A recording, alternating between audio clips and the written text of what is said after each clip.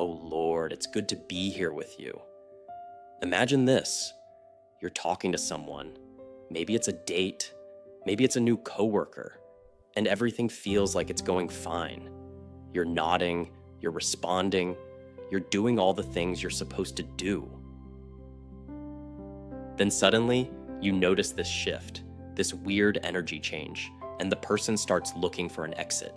They check their phone, they mention they need to be somewhere, and boom, the conversation is dead, murdered, in cold blood.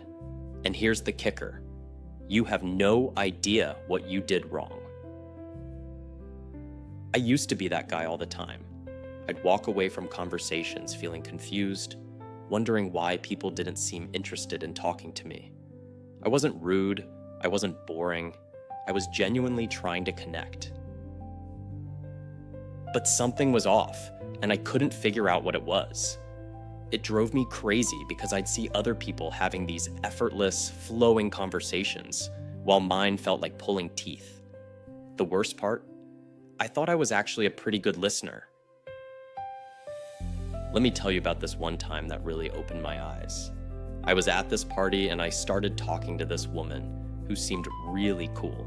She mentioned she'd just gotten back from a trip to Japan, and I got excited because I'd always wanted to go. So naturally, I started telling her about all the research I'd done about Tokyo, the neighborhoods I wanted to visit, the restaurants I'd bookmarked. I was being helpful, right? Sharing my knowledge, contributing to the conversation. She smiled, nodded a few times, and then excused herself to get another drink. She never came back. I stood there like an idiot, holding my beer, wondering what the hell just happened.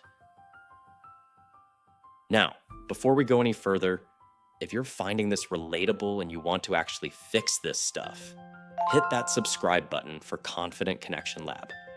Trust me, we're going deep on this channel, and you don't want to miss what's coming. Also, real quick, drop a comment and let me know where you're watching this from. I'm curious if this conversation disaster thing is a universal human experience, or if it's just me and my awkward friends. Here's what I eventually figured out after like 3 years of making the same mistakes over and over. The conversation killer wasn't what I was saying.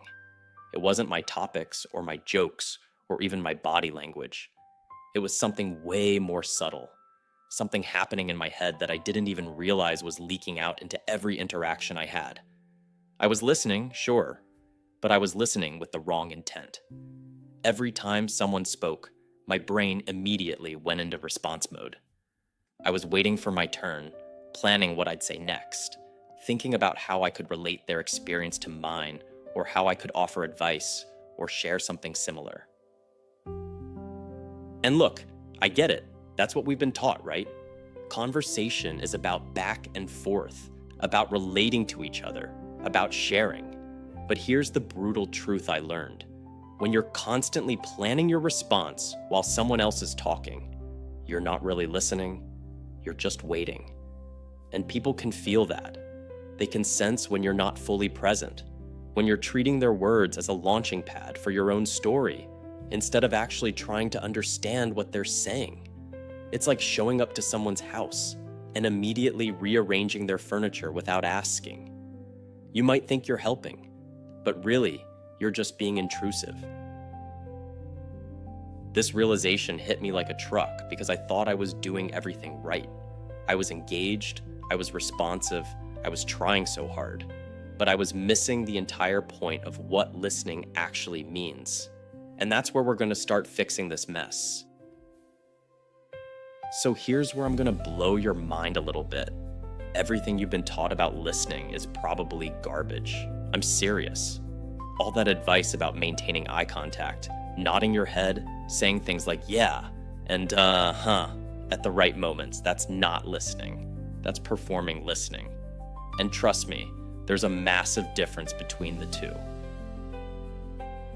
I learned this the hard way during what I now call the 14.5-hour date disaster. I matched with this woman on a dating app, and we decided to meet for coffee. The conversation started flowing, and I remembered all the advice I'd read online about being a good listener. So I did everything right. I maintained eye contact, I nodded enthusiastically, I asked follow-up questions. She kept talking, and I kept listening, or at least I thought I was. Hours went by. We moved from the coffee shop to a restaurant, then to a bar.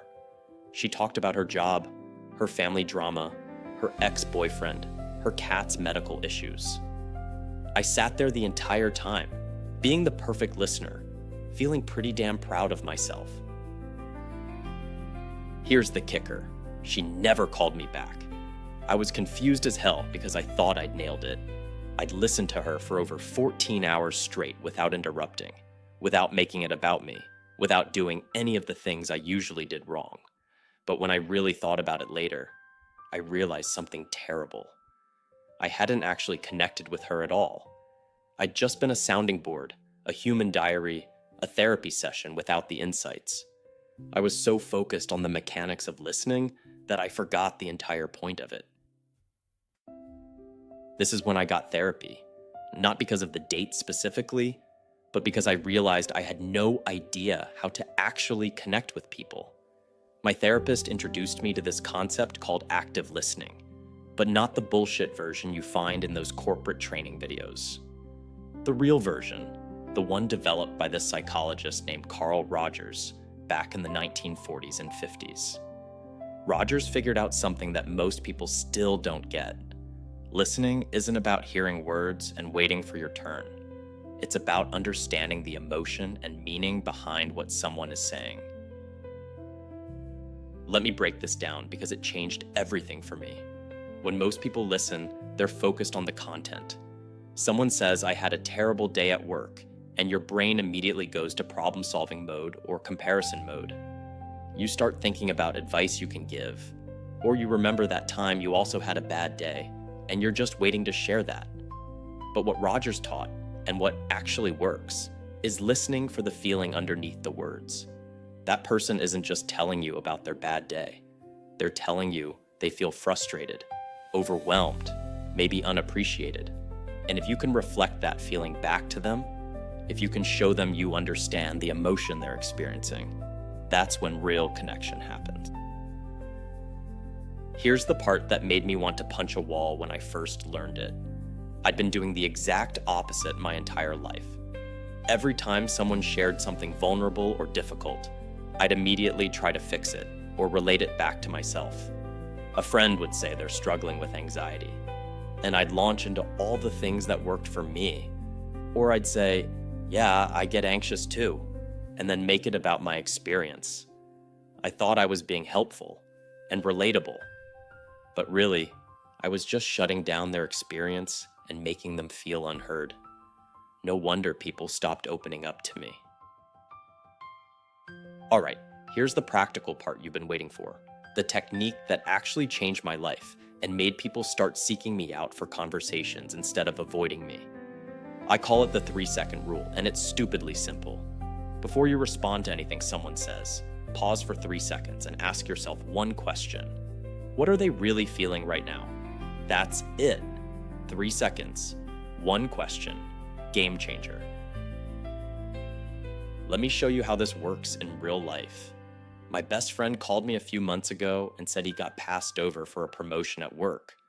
Old me would have immediately jumped in with advice. I would have said something like, "Dude, that sucks. But you know what? Their loss. You should start looking for better opportunities anyway." I would have thought I was being supportive and solution-oriented. But instead, I used my 3-second pause. I sat with what he said. I thought about what he might be feeling. And then I said, "It sounds like you're feeling really undervalued right now, like all your hard work just got ignored." And man, the shift was immediate. He opened up about feeling like an imposter, about questioning whether he was actually good at his job, about all this deeper stuff he wouldn't have shared if I just jumped to fix-it mode. Here's what makes this technique so powerful. Those 3 seconds force you to get out of your own head and into theirs. It stops you from making the conversation about you, from offering unsolicited advice, from comparing their experience to yours. Instead, you're actually tuning into what they need in that moment, which is usually just to feel understood and validated. Not fixed, not one-upped, not lectured, just heard. I started using this everywhere, with my family, with dates, with random people at parties. And the results were honestly kind of shocking. People started telling me I was easy to talk to, that they felt comfortable opening up around me. A woman I'd been on 3 dates with told me she'd never felt so understood by someone so quickly. My mom, who usually keeps things surface level, started sharing actual feelings with me, all because I learned to shut up for 3 seconds and focus on what someone else was experiencing instead of what I wanted to say next. Now, here's your challenge, and I'm dead serious about this. The next conversation you have, whether it's with your partner, a friend, a coworker, whoever, try the 3-second rule. Before you respond to anything they say, pause. Ask yourself what they're feeling, then reflect that feeling back to them. Don't give advice. Don't share your own story. Don't try to fix anything. Just show them you understand the emotion they're experiencing. I promise you, it will feel weird at first. You'll want to jump in with your thoughts, but push through that discomfort and see what happens. If you want more techniques like this, more deep dives into actually connecting with people instead of just going through the motions, make sure you're subscribed to Confident Connection Lab. We're building something special here, and you're part of it. But here's the real talk to close this out. Ignoring the skill, ignoring the art of actually listening to people, is like showing up to life with one hand tied behind your back. You're missing out on real connections, real relationships, real conversations that actually matter. And for what? Because it feels uncomfortable to pause and get out of your own head for 3 seconds? Come on, you're better than that. We're all better than that. So take the challenge. Use the 3-second rule and watch how fast your conversations and your connections transform. Trust me on this one.